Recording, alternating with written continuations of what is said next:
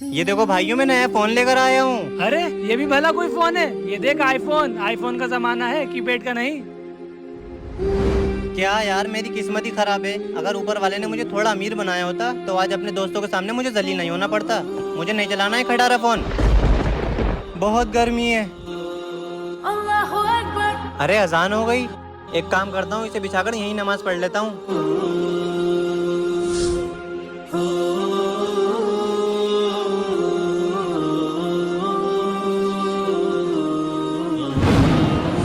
रुको बेटा, क्या ये फोन तुम्हारा है? नहीं, ये फोन मेरा नहीं है। क्या ये तुम्हारा फोन है? नहीं, ये फोन भी मेरा नहीं है। मेरा फोन तो छोटा सा कीपैड का है।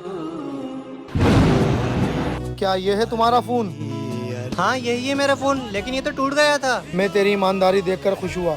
ले, ये फोन भी तू रख ले।